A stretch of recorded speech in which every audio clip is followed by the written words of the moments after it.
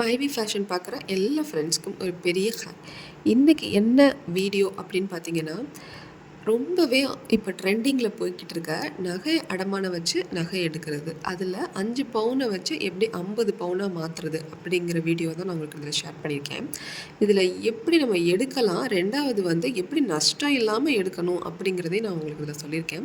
வீடியோவை ஸ்கிப் பண்ணாமல் ஃபுல் வீடியோவையும் பாருங்கள். ஸோ இதில் நிறைய டிப்ஸ் சொல்லியிருக்கனால எங்கேயாவது ஸ்கிப் பண்ணிட்டீங்க அப்படின்னா நம்ம அந்த மிஸ்டேக்கை செஞ்சிட்ருக்கோம் அப்படின்னா அதை நம்ம ஃபைண்ட் அவுட் பண்ண முடியாது. ஓகே, இப்போ அதுக்கு என்ன பண்ணலான்னு பார்த்துடலாம். இப்போ 1 கிராமோட விலை அப்படின்னு பார்த்தீங்கன்னா ஒரு அப்ராக்சிமேஷனாக 13,000. ஏன்னா 13,000 சில்லற வருது. அப்புறம் 13,000க்கு கொஞ்சம் கம்மியாகிற மாதிரி இருக்குது.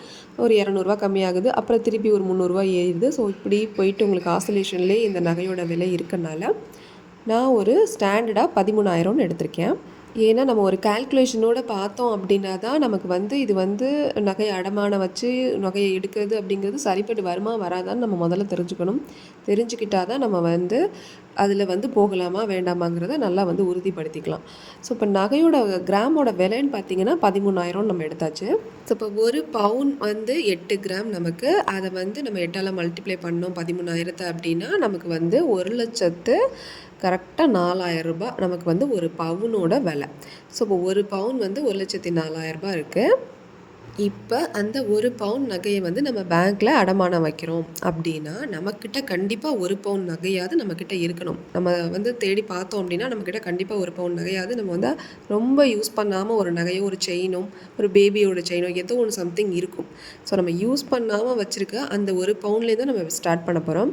ஸோ அந்த ஒரு பவுன் நகையை கொண்டு போயிட்டு நம்ம பேங்க்கில் அடமானம் வைக்கிறோம் அப்படின்னா பேங்க் வந்து நமக்கு எவ்வளோ பர்சன்டேஜ் வந்து லோன் கொடுக்கும் அப்படின்னா அந்த ஒரு பவுன் நகையில் 75% நமக்கு வந்து லோன் கொடுக்கும். அதாவது நமக்கு அந்த 8 கிராம் 1,04,000 இருக்குது பார்த்தீங்களா, அதில் வந்து 75% அப்படிங்கிற அளவுக்கு நமக்கு லோன் கொடுக்கும். ஸோ அந்த அமௌண்ட் தான் நான் போட்டிருக்க இந்த 78,000. அதாவது 75% 1,04,000 எவ்வளோ வரும் அப்படின்னா 78,000 சம்திங் உங்களுக்கு வருது. ஏன்னா அதோட கிராமோட ரேட்டை பொறுத்து இப்போ 13,000 இருந்துச்சுன்னா 78,000 வரும். ஸோ 13,000க்கு கொஞ்சம் கிராம் கூட குறைச்சி இருக்குது அப்படிங்கும்போது 78,000 சம்திங் கூடவும் வரலாம் குறையவும் வரலாம். ஸோ 75% அப்படிங்கிறது 78,000 ரவுண்டடாக வச்சுக்கோங்க. ஸோ இப்போ பேங்க் வந்து இப்போ நமக்கு கொடுத்த இந்த 78,000 அமௌண்ட்டில் தான் நம்ம வந்து இப்போ நகை எடுக்க போகிறோம். புது நகை எடுக்க போகிறோம். நம்மளுடைய பழைய நகை பேங்க்கில் இருக்குது, லோனில் இருக்குது. ஸோ நம்ம வந்து 78,000 கையில் பேங்க் கொடுத்துருக்க இந்த அமௌண்ட்லேருந்து தான் நம்ம வந்து எவ்வளோ எடுக்க போகிறோம் அப்படின்னா, ஸோ இப்போ நம்ம புது நகை வாங்க போகிறோம் அப்படின்னா நம்ம அதுக்கு முன்னாடி சில விஷயங்களில் தெளிவாக இருந்துக்கணும். அது என்ன அப்படின்னா நம்ம ஏற்கனவே வச்சுருக்க பழைய நகைக்கு வட்டி கட்டுறதை அதையும் மைண்டில் வச்சுக்கணும். ப்ளஸ் நம்ம புது நகை வாங்கும்போது சேதாரம் அதிகமாக இருக்க மாதிரி கண்டிப்பாக வாங்கக்கூடாது. இப்போ நம்ம சேதாரமும் அதிகமாக டிசைன்ஸ் நல்லா இருக்குது அப்படின்னு பார்க்க டிசைன் எவ்வளோதுக்கு எவ்வளோ நம்ம பார்க்குறோமோ அவ்வளோக்கு அவ்வளோ வந்து சேதாரம் அதிகமாக இருக்கும். ஸோ இதுதான் வந்து லாஜிக். அதில் இப்போ நகை வாங்குகிறோம் அப்படின்னா நீங்கள் என்னென்ன நகை வாங்குறீங்களோ, இப்போ கல்கட்டா டிசைன் வாங்குனீங்கன்னா அதுக்கு ஒரு பர்சன்டேஜ் இருக்கும், டர்க்கி வாங்குனீங்க அப்படின்னா அதுக்கு ஒரு பர்சன்டேஜ் இருக்கும். ஸோ டிசைன்ஸ் வந்து எவ்வளோக்கு எவ்வளோ நல்ல பார்க்குறதுக்கு சூப்பராக இருக்குது அப்படிங்கிற மாதிரி நமக்கு தெரியும். டிசைன்ஸ் ஓரளவுக்கு ரொம்ப இவ்வளோ ஒரு ட்ரெண்டியாக இருக்குது அப்படின்னு நம்ம நினச்சி வாங்கணும் அப்படின்னா அது வேஸ்டேஜ் வந்து ரொம்ப கம்மி பண்ணி அந்த வேஸ்டேஜில் வந்து நம்ம வாங்க முடியாது. அதிகமான வேஸ்டேஜ் கொடுத்து தான் வாங்கலாம். ஸோ அப்போ நமக்கு 78,000 கையில் இருக்குது. பெரிய அமௌண்ட், ஒரு பல்கான அமௌண்ட் நமக்கு 78,000 கையில் இருக்குது. ஸோ அதுக்கு நம்ம எவ்வளோ கிராம் வந்து நகை கடையில் எடுக்க முடியும் அப்படின்னு பார்த்தோம் அப்படின்னா 13,000 நம்ம டிவைட் பண்ணிக்குவோம். ஏன்னா ஒரு கிராமோட விலை வந்து 13,000 நம்ம அப்ராக்சிமேஷனாக வச்சுருக்கோம். ஸோ அதில் டிவைட் பண்ணோம் அப்படின்னா நம்மளால் 6 கிராம் நகை வரைக்கும் எடுக்க முடியும். ஸோ 78,000 அமௌண்ட்டை 13,000 டிவைட் பண்ணிங்க அப்படின்னா ஒரு 6 கிராம் நகை எடுக்க முடியும். ஸோ அந்த 6 கிராம் நகையிலையுமே உங்களுக்கு ஒரு கிராம் வந்து என்னவாகும்னா இந்த வேஸ்டேஜ், அதுக்கப்புறம் ஜிஎஸ்டி, அதுக்கப்புறம் மேக்கிங் சார்ஜ் இது மாதிரிலாம் போடுவாங்க இல்லையா, அதில் வந்து உங்களுக்கு இந்த 1 கிராம் நகை வந்து கழிவுலே ஆயிரும். ஸோ 1 கிராம் வந்து உங்களுக்கு போயிடும். ஸோ அப்போ உங்கள்கிட்ட எவ்வளோ எடுக்கலாம் அப்படின்னு பார்த்தீங்கன்னா வெறும் 5 கிராம் நகை தான் உங்களால் வந்து எடுத்துருக்க முடியும்.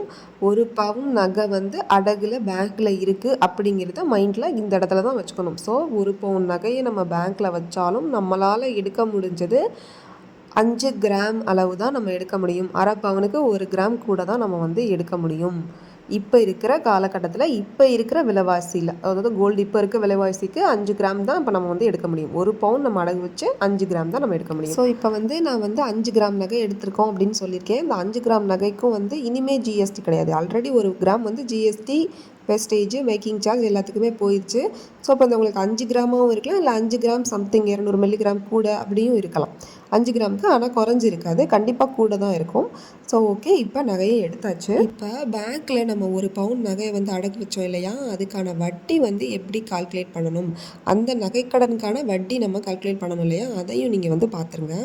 ஸோ இப்போ இதுக்கு நான் வந்து எப்படி வட்டி போட்டிருக்கேன் அப்படின்னா, ஒரு ஆவரேஜாக ஒரு 9% வந்து நகைக்கடன் வந்து வட்டி போட்டிருக்கேன். ஸோ சில பேங்க்கில் பார்த்தீங்கன்னா 20, 22, 24 இப்படி கூட வட்டி போடுறாங்க. இப்போ நான் எடுத்திருக்க வட்டி எவ்வளோ எடுத்திருக்கேன் அப்படின்னு பார்த்தீங்கன்னா, ஆவரேஜாக 9%. இப்போ நான் வந்து ஐடிபிஐயில் வச்சுருக்கேன் அப்படின்னா என்னோட வட்டி வந்து 8.6 சம்திங். ஸோ இப்போ 9%க்கும் அது கம்மி தான். இந்த மாதிரி ஒவ்வொரு பேங்க்குக்கு வந்து ஒவ்வொரு பேங்க்கும் வட்டி விகிதம் வந்து மாறிக்கிட்டே இருக்கும். ஸோ நம்ம இந்த 78,000க்கு எவ்வளோ வட்டி அப்படிங்கிறத பார்த்துருவோம்.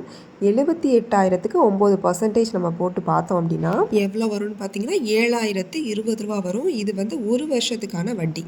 78,000க்கு 9% வட்டி அப்படின்னு போட்டிங்கன்னா 7,020 ரூபா ஒரு வருஷத்துக்கான வட்டின்னு சொல்லிட்டேன்.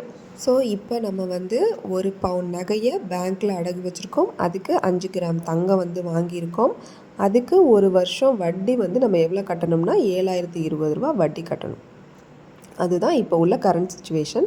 இப்போ சாதாரணமாக நம்ம தங்க நகை எப்படி ஏறுது அப்படின்னா, ஒரு மினிமம் வந்து இப்போ 13,000 இருக்குன்னா ஒரு வருஷம் முடியல வந்து எப்படியும் ஒரு 2,000 ஏறிடும். ஸோ 2,000 இந்த மாதிரி தான் ஏறிக்கிட்டே வருது. ஸோ லீனியராக இது ஏறிட்டே வரனால கண்டிப்பாக 2,000 ஏறும்போது 15,000 உங்களுக்கு வந்துடும். ஸோ இப்போ நம்ம கையில் வந்து அந்த 5 கிராம் இருக்க புது நகையோட ரேட் இப்போ அந்த வருஷத்தில் என்ன கரண்ட்டில் இருக்கும் அப்படின்னா 2,000 ஏறுது இல்லையா கிராமுக்கு. அப்போ 5 கிராமுக்கு 10,000 ரூபாய் நமக்கு வந்து ஏறி இருக்கும். ஸோ உங்களுக்கு நான் சொல்கிறது புரியும்னு நினைக்கிறேன். நம்ம கையில் வச்சுருக்க அந்த 5 கிராம் நகைக்கு நான் சொல்லிகிட்ருக்கேன். ஸோ உங்களுக்கு 10,000 வந்து ஆவரேஜாக உங்களுக்கு கூட கையில் இருக்க மாதிரி இருக்கும். ஸோ அந்த நகை வந்து இருக்கும்போது நீங்கள் வாங்கின தொகையை விட ஒரு 10,000 அதிகமாக நீங்கள் வந்து சேமித்த ஒரு ஃபீல் கண்டிப்பாக உங்களுக்கு இருக்கும். ஸோ இப்போ நம்ம இதில் உள்ள அட்வான்டேஜ் என்னென்னு பார்த்தோம் அப்படின்னா, இப்போ நகையை வச்சு நம்ம நகை வாங்குகிறோம். ஸோ அப்போ கோல்டு டு கோல்டு அப்படிங்கும்போது கண்டிப்பாக நம்ம வந்து அதை வந்து ஒரு சேவிங்ஸாகவோ இல்லை ஒரு இன்வெஸ்ட்மெண்ட்டுக்காகவோ நம்ம பின்னாடி யூஸ் பண்ணுறதுக்கு நிறைய சான்ஸ் இருக்குது. ஒரு ஷார்ட் டேர்மில் நம்ம வந்து ஒரு அதிக எடை உள்ள ஒரு நகையை வாங்கிடலாம். ஸோ நம்மக்கிட்ட இருக்க அந்த அமௌண்ட்டை வச்சு நம்ம வந்து இருக்கிற நகையை வச்சு ஈஸியாக வந்து நம்ம கொஞ்சம் கிராம் அதிகமாக இருக்க மாதிரி நகையை கூட நம்ம கையில் இருக்க காசை போட்டு கூட நம்ம வந்து வாங்கிட முடியும். ஏன்னா நம்ம வந்து சொல்லிக்கலாம், மேபி நம்ம வந்து காசு சேர்த்து நான் ஒரு அமௌண்ட்டு சேர்த்து போய் நகை எடுப்பேன் அப்படின்னா நம்ம 1 வருஷமோ 2 வருஷமோ அதுக்கு வெயிட் பண்ணணும். அதுக்குள்ளேயும் கோல்டு ரேட் இன்னும் அதிகமாகிறதுக்கும் வாய்ப்பு இருக்குது. ஸோ நம்ம கையில் இருக்க நகையை வச்சே நம்ம இந்த மாதிரி பிளான் பண்ணுறதுக்கு இது ஒரு பெஸ்ட்டான ஒரு ஷார்ட் டேர்மில் ஒரு சூப்பரான வழியும் கூட. ஏன்னா நம்ம நகையில் இன்வெஸ்ட் பண்ணால் மட்டும் நமக்கு ஒரு பெரிய பெனிஃபிட் என்ன அப்படின்னா, ஒரு எமர்ஜென்சினா உடனே போயிட்டு நம்ம அதை வந்து சேல் பண்ணியோ சம்திங் என்னவாவது பிளட்ஜ் பண்ணி ஏதாவது பண்ணி நம்ம வந்து அந்த பணத்தை வந்து நம்ம வந்து யூஸ் பண்ணிக்க முடியும். ஸோ வேறு எதுலையாவது இன்வெஸ்ட் பண்ணோம்னா நம்ம அந்த மாதிரி உடனடியாக நம்ம வந்து அந்த இன்வெஸ்ட் பண்ணதை திருப்பி நம்ம கையில் வாங்க முடியாது. ஸோ இந்த மாதிரியான விஷயங்களுக்கெல்லாம் நகையை வச்சுட்டு நகை எடுக்கிறது ஒரு சூப்பரான வழி தான் நான் சொல்லுவேன். ஆனால் இதில் உள்ள டிஸ்அட்வான்டேஜ் அப்படிங்கிறதையும் என்னென்னு பார்த்துடணும். ஏன்னா அது என்ன அப்படின்னா, இப்போ நீங்கள் வந்து ஒரு நகையை வச்சுட்டீங்க அப்படின்னா வெறும் வட்டியை மட்டும் நீங்கள் வருஷம் வருஷம் கட்டிகிட்டு இருக்க முடியாது. ஸோ அதுக்கும் ஆர்பிஐ ரூல்ஸ் அப்பப்போ மாறிக்கிட்டே இருக்குது. அதையும் நம்ம கவனத்தில் வச்சுக்கணும். ஸோ இப்போ நம்ம அந்த 5 கிராம் எடுக்கிறத ரொம்ப ஈஸியாக வந்து நம்ம எடுத்துட்டோம். ஆனால் நம்ம வச்சு அந்த 1 பவுனுக்கு நம்ம வந்து எவ்வளோ காசு அவங்களுக்கு கொடுக்கணும் அப்படின்னா 78,000 ப்ளஸ் ஒரு 7,000 ரூபாய் நம்ம வந்து என்ன பண்ணணும் அப்படின்னா அவங்களுக்கு அசலும் வட்டியும் கொடுக்கணும் பேங்குக்கு. ஸோ நம்ம இந்த 5 கிராம் எடுத்துருக்கதையே ஃபீல் பண்ணிகிட்டு இருக்க முடியாது. நமக்கு தனியாக ஒரு 85,000 கடன் வந்து தனியாக பேங்க்கில் நிற்கிது அப்படிங்கிறதையும் நம்ம வந்து தெரிஞ்சுக்கணும். ஸோ அந்த 85,000 அப்படிங்கிறது வந்து நமக்கு ஒரு 75% தான் நமக்கு கொடுத்துருக்காங்க. அதுக்கு மேலே உள்ள நகை வேறு அவங்கக்கிட்ட இருக்குது. அதையும் நம்ம நினப்பில் வச்சுக்கணும். ஃபஸ்ட்டு நம்ம பண்ண போகிற இந்த மாதிரி விஷயங்களை இப்போ தான் நான் ஃபஸ்ட் டைமாக பண்ணுறேன் அப்படின்னா முதல்ல போயிட்டு பெரிய நகையாக நிறைய கிராம்ஸ் இருக்க நகையாக அடகு வச்சிடாதீங்க. ஸோ நீங்கள் எக்ஸாம்பிளுக்கு ஒரே டைமில் போயிட்டு 3 சவரன் 4 சவரனை வச்சு 3 சவரன் 4 சவரன் வைக்கும்போது ஒரு 2 சவரன் நகை வந்து நம்ம தாராளமாக எடுக்கிற மாதிரி இருக்கும். ஸோ அப்படி இருக்கும்போது நீங்கள் இந்த மாதிரி வச்சு எடுத்துடலாம், 2 சவரன் எடுக்கலாம் அப்படிங்கிற மாதிரி ஒரு ஐடியாவில் போய் எடுத்துட்டிங்க அப்படின்னா இந்த 3 to 4 சவரனை நம்ம திருப்ப முடியாமல் போகிறதுக்கு நிறைய வாய்ப்பு இருக்குது. ஏன்னா அது வந்து ஏலம் போகிறதுக்கு வாய்ப்பு இருக்குது. ஏன்னா நமக்கு வந்து கொடுக்குற அமௌண்ட் வந்து பல்கான அமௌண்ட்டை நமக்கு கொடுத்துருவாங்க. 2 சவரன் நகைக்கு வந்து அமௌண்ட் கொடுத்துட்டாங்க அப்படின்னா 2 லட்ச ரூபாய்க்கிட்ட. ஸோ நம்ம அந்த 2 லட்ச ரூபாய் காசை வாங்கும்போது நமக்கு தெரியாது. அப்புறம் அந்த 2 லட்ச ரூபா ஒரு வருஷத்துக்கு அப்புறம் கட்டணுங்கும்போது 2 லட்ச ரூபாயும் நிற்கும், ப்ளஸ் அதோட ஒரு 15 ரூபாய்கிட்ட வட்டியும் நிற்கும் நமக்கு. ஸோ அந்த மாதிரி சுச்சுவேஷனில் திருப்ப முடியாமல் போகலாம். ஏன்னா முன்னெல்லாம் வந்துட்டு ஒரு 2 லட்ச ரூபாய் நகை வச்சுருக்கோம் அப்படின்னா ஒரு 50 ரூபாயை கட்டி திருப்பிக்கிறேன், ஒரு 20 ரூபாயை கட்டி ஒரு சின்ன நகை மட்டும் இருக்குது அதை மட்டும் திருப்பிக்கிறேன், அதை எடுத்துக்கிறேன், பேலன்ஸ்க்கு வந்து வட்டி கட்டிக்கிறேன், இதை வந்து புதுசாக ரெனிவல் பண்ணிக்கிறேன் அப்படிங்கிற மாதிரிலாம் நம்ம சொல்லி வச்சுட்டு வருவோம். ஆனால் இப்போ போடுற ரூல்ஸ் எல்லாம் பார்த்தா நீங்கள் மொத்த அமௌண்ட் எவ்வளோ வாங்குனீங்களோ அதை கட்டி மொத்தமாக வச்சுட்டு அதுக்கப்புறம் நீங்கள் திருப்பி ரெனிவல் பண்ணிக்கோங்க அப்படிங்கிற மாதிரியெல்லாம் சொல்கிறாங்க. ஸோ ரூல்ஸ் மாற மாற அங்கேயும் வந்து பிரச்சனை வந்துடும். ஸோ அதையும் நம்ம கால்குலேட் பண்ணி அதையும் கவனம் பண்ணணும். இந்த மாதிரி பிரச்சனைகள் வராமல் இருக்கிறதுக்கு ஒரு முக்கியமான டிப்ஸ் வந்து நான் சொல்கிறேன். என்ன அப்படின்னா, இப்போ 3 சவரனோ 4 சவரனோ நீங்கள் வைக்க போகிறீங்க அப்படின்னா 1 சவரன் 2 சவரன் எப்படி நீங்கள் அதை பிரித்து வைக்க முடியுமோ மொத்தமாக கொண்டு போய் வச்சிடாம ஒரு தடவைக்கு 2 தடவைனாலும் போய் பிரித்து வைக்க பாருங்கள். ஸோ பிரித்து வைக்கிறீங்க நகைகளை அப்படிங்கும்போது உங்களுக்கு அமௌண்ட்டும் பெருசாக தெரியாது. ரெண்டாவது வந்து உங்களுக்கு அதுக்கான வட்டியும் போய் நீங்கள் கட்டுறது மந்த்லி கட்டுறதும் ஈஸியாக இருக்கும். ஒரு நகையை அதுலேருந்து எடுத்துகிட்டு வரணும் அப்படின்னாலும் ப்ரைஸர்கிட்ட நீங்கள் பேசி ஈஸியாக ஒரு பவுன் இருக்கிறதுல நீங்கள் ஒரு அரை பவுன் நகை வந்து மட்டும் எடுக்கணும் அப்படின்னா கூட உங்களுக்கு பாதிக்கு பாதி அப்படின்னா கண்டிப்பாக செய்கிறதுக்கு சான்ஸ் இருக்குது. இந்த டிப்ஸை நீங்கள் கண்டிப்பாக ஒரு தடவை ஃபாலோ பண்ணிக்கோங்க. ஸோ நான் செஞ்ச சில மிஸ்டேக்ஸ்லாம் இதில் சரி பண்ணி சொல்லியிருக்கேன். ஸோ உங்களுக்கு இந்த வீடியோ கண்டிப்பாக யூஸ்ஃபுல்லாக தான் இருந்திருக்குன்னு நினைக்கிறேன். யூஸ்ஃபுல்லாக இருக்குன்னா நம்ம சேனலை தொடர்ந்து சப்ஸ்கிரைப் பண்ணிக்கோங்க. தேங்க்யூ ஃபார் வாட்சிங்.